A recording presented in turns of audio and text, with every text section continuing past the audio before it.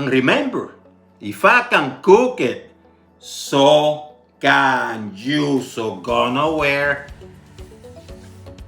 Let's create pancakes. Pancakes. We're going old fashioned here. And these ones are going to be great. And let me start, because the thing about pancakes is that you have to have what they call the dry ingredients versus the wet ingredients. And you have to mix them separately at first so things turn out perfectly. So let's start with the dry ingredients. The wets are going to be put here. For the dry ones, I have about 3 cups of all-purpose flour. Let me add about maybe a teaspoon of salt, maybe a little bit less, maybe a little bit more. Yes, salt. You want to add some baking soda. And I said that would be maybe somewhere between 1 tablespoon, 1.5. Add some baking powder, about a teaspoon, because you want them to be fluffy, right? That's what the baking soda and the baking powder does. And of course, about 1/4 cup of sugar.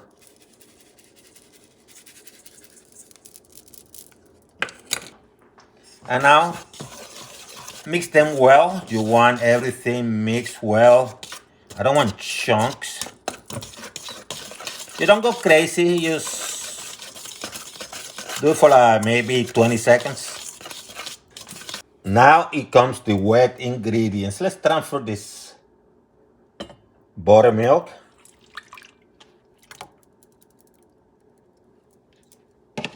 I'm going to put about, I said about 1/4 cup of oil. I'm going with sunflower because it's neutral. Some people go with vegetable oil. Extra virgin might be a little bit too strong, in my opinion. Eggs. You can go with 2. I'm going with 3.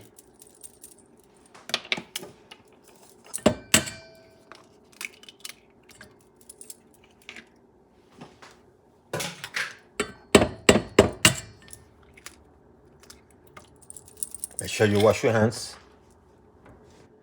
And about a tablespoon of vanilla extra.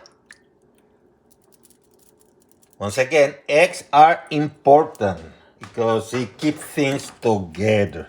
And this one you definitely want to mix well.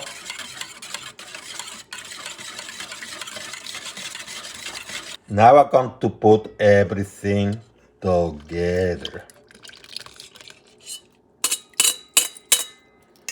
And you're going to mix this well.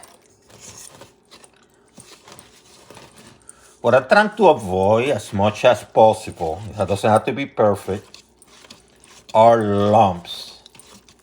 You're going to have some, that's fine. But I don't want any dry powder, you know, like flour or dry baking soda or anything like that, you know, around. Just going to mix it. See how the mix is starting to look? It's not watery either. Exercise in my arm, huh? Unsalted butter, heat at medium. I have cooked some already, but I'm going to show you that even when you cook and you put a new batch, add butter again, okay? And I'm going to go with 1 just to show you. I'm going to use an ice cream scoop. You can use a big spoon if you want to.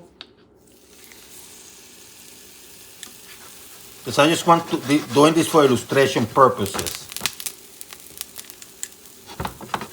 I could probably fit here a couple. If you have a flat griddle, it's easier because you can probably cook 4, maybe even 8, depending on the size. You have to let the side cook.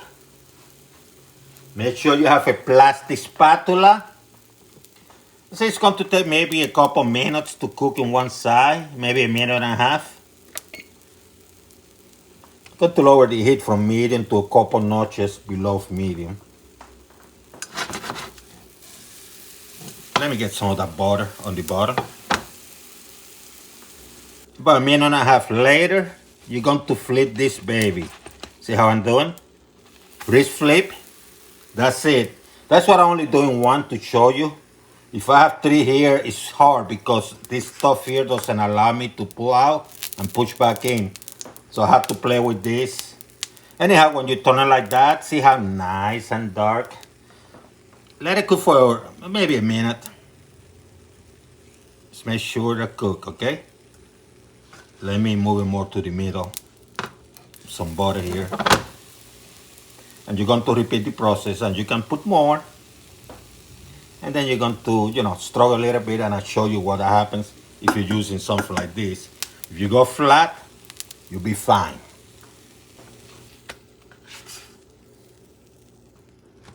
Let's try another. Now that the pan is hot and I have it at lower. Because the first one is going to turn a little bit dark. I like it dark. I don't like that pale stuff. So do the same. Put the butter.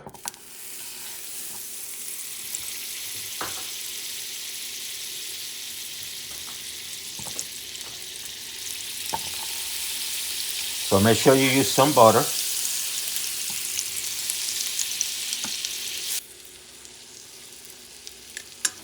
Add that up there.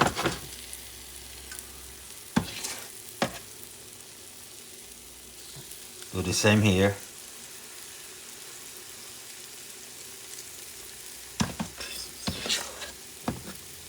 And do the same here.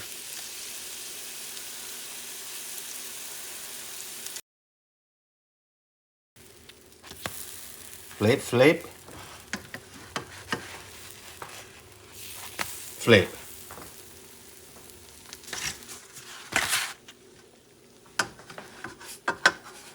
See how easy?